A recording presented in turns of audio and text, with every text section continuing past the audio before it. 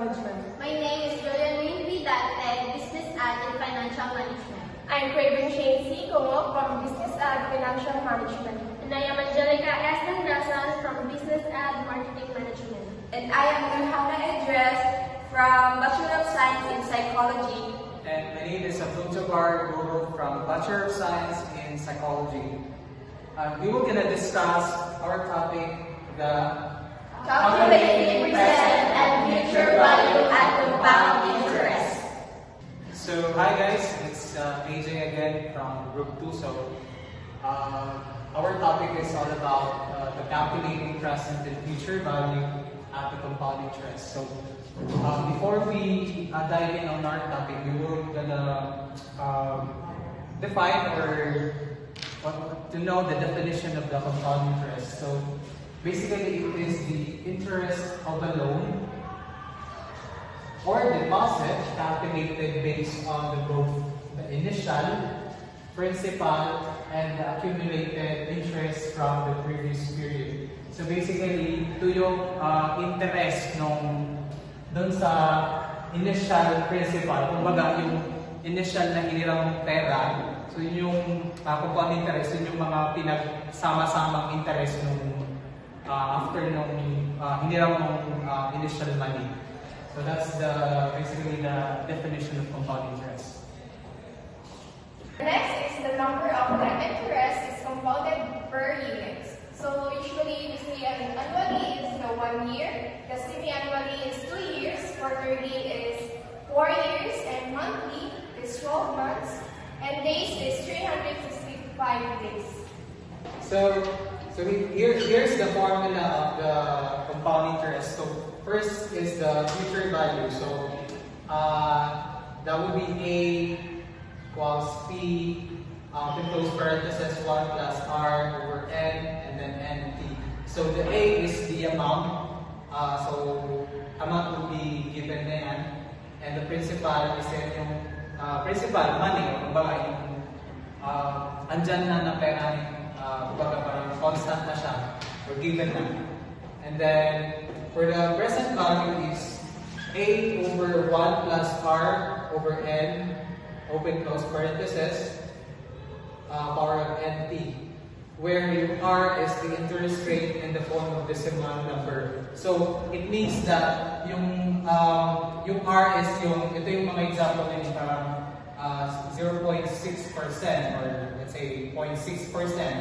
So yan yung interest rate. Kumbaga yan yung magiging interest niya doon sa initial na or sa principal na nahiram na money. And then the T is the time of years, which is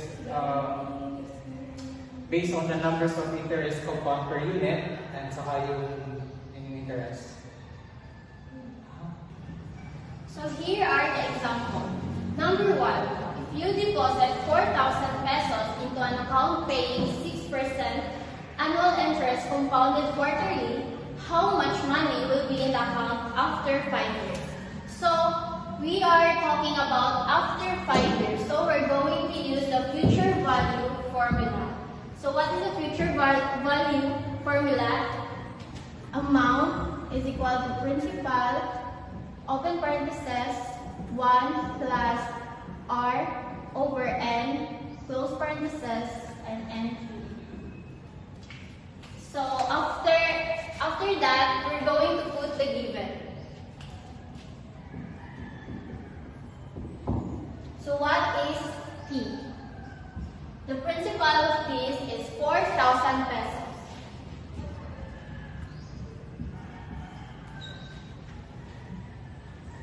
Next is the R.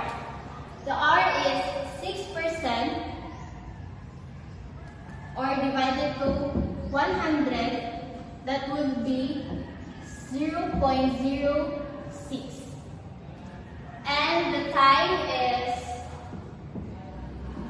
after 5 years, so 5. And the M is, since quarterly siya guys, so we're going to put 4. Now that we have the given numbers, we will gonna solve this problem. First is to find the A. So A is equals to P. P, which is 4,000. Close parenthesis, 1 plus R, which is 0.06 divided by N, which is 4. Close parenthesis, N is 4. Close parenthesis, T, which is 5.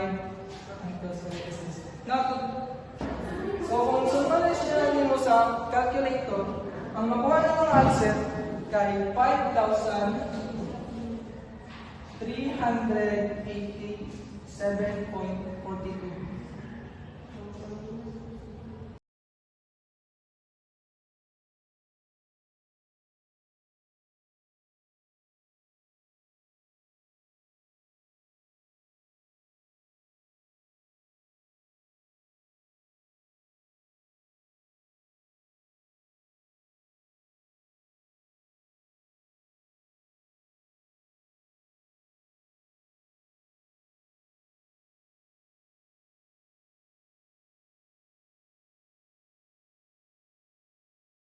So here is the example. Find the present value of 5,000 due in 8 years if money is worth 12% compounded semi-annually. So what is the present value formula? So the present value formula is P is equals to A over, open parenthesis, 1 plus R over N, close parenthesis, and P. So the given here are given.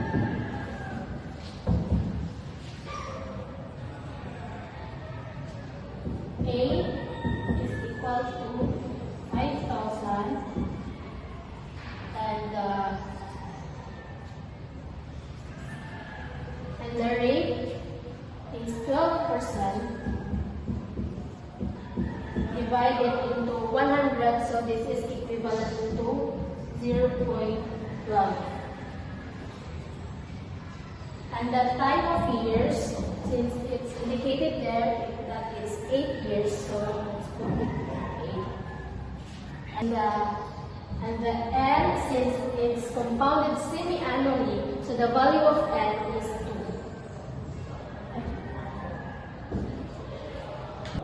So after we determine the given, we're gonna solve the problem. The substitute P,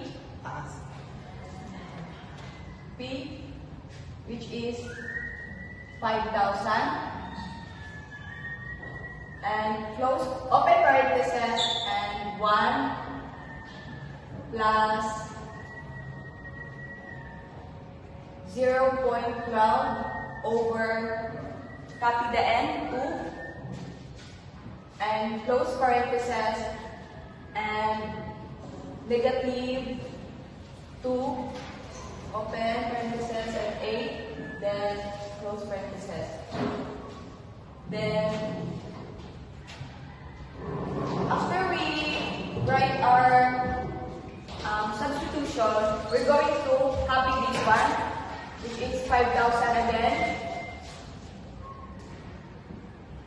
1 plus 0.12 over 2, and you're gonna times this negative 2 times 8, which is negative 16.